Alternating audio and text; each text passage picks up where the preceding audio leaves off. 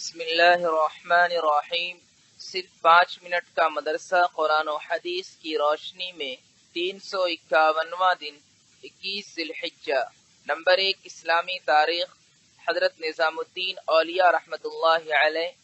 حضرت نظام الدین رحمۃ اللہ علیہ چشتیہ سلسلے کے مشہور بزرگ گزرے ہیں۔ آپ کا آبائی وطن بخارا ہے، مگر پیدائش بدایوں میں سن 636 ہجری میں ہوئی۔ 5 سال کے تھے کہ والد کا انتقال ہو گیا۔ والدہ نے آپ کی پرورش اور تربیت فرمائی۔ علوم ظاہری میں کمال حاصل کرنے کے بعد علوم باطنی کے لیے حضرت فرید گنج کی خدمت میں حاضر ہوئے اور بیعت و خلافت سے سرفراز ہوئے۔ پھر دعوت دین کو زندگی کا مقصد بنا لیا۔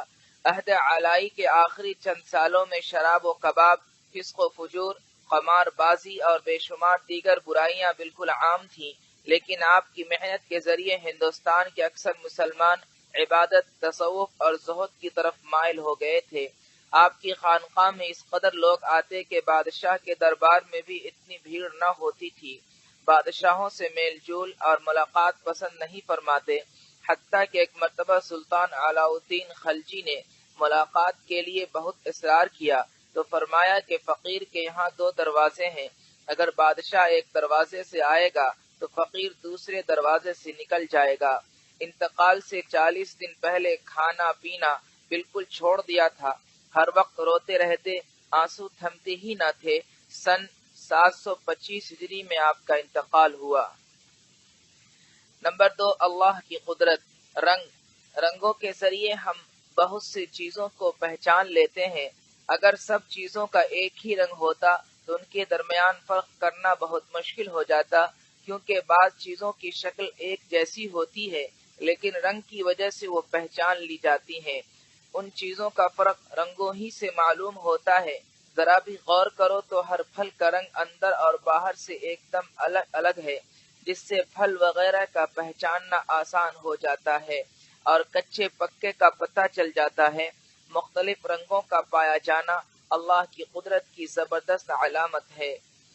نمبر 3 ایک فرض کے بارے میں سچی گواہی دینا۔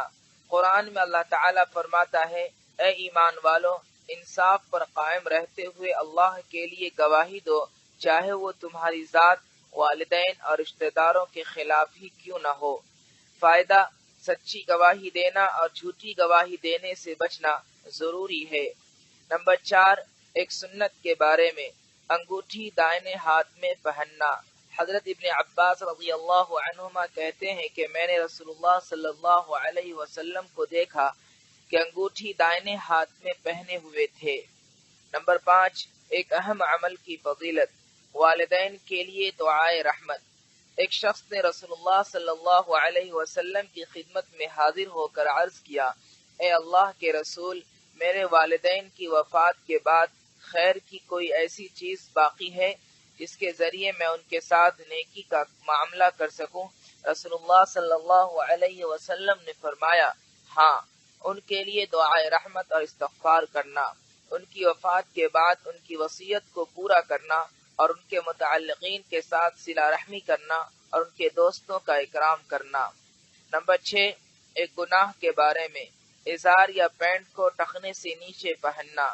رسول اللہ صلی اللہ علیہ وسلم نے فرمایا، جو شخص غرور و تکبر میں اپنے ازار کو ٹخنے سے نیچے لٹکائے گا، اللہ تعالیٰ قیامت کے دن اس کی طرف رحمت کی نظر سے نہیں دیکھے گا۔ نمبر 7 دنیا کے بارے میں دنیا ذلیل ہو کر کب آتی ہے؟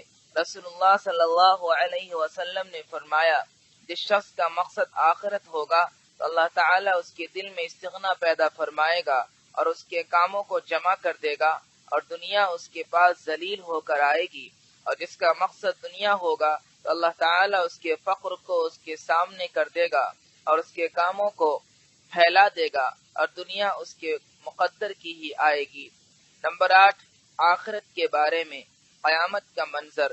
قرآن میں اللہ تعالیٰ فرماتا ہے، خبردار ہو جاؤ، جب زمین کو پوری طرح کوٹ کر چورا چورا کر دیا جائے گا اور تمہارا پروردگار جلوہ فرمائے گا اور فرشتے سب باندھ کر میدان حشر میں آ جائیں گے، اس دن جہنم کو سامنے لایا جائے گا۔ نمبر 9 طب نبوی سے علاج، تربوز سے گرمی کا علاج۔ رسول اللہ صلی اللہ علیہ وسلم تربوز کو تر کھجور کے ساتھ کھاتے اور فرماتے کہ ہم اس کھجور کی گرمی کو تربوز کی ٹھنڈک کے ذریعے اور تربوز کی ٹھنڈک کو کھجور کی گرمی کے ذریعے ختم کرتے ہیں۔ نمبر 10، قرآن کی نصیحت۔ قرآن میں اللہ تعالیٰ فرماتا ہے تم ان لوگوں کی طرح مت ہو جانا جنہوں نے اللہ کو بھلا دیا تو اللہ تعالیٰ نے خود ان کی جانوں سے ان کو غافل کر دیا، یہی لوگ نافرمان ہیں۔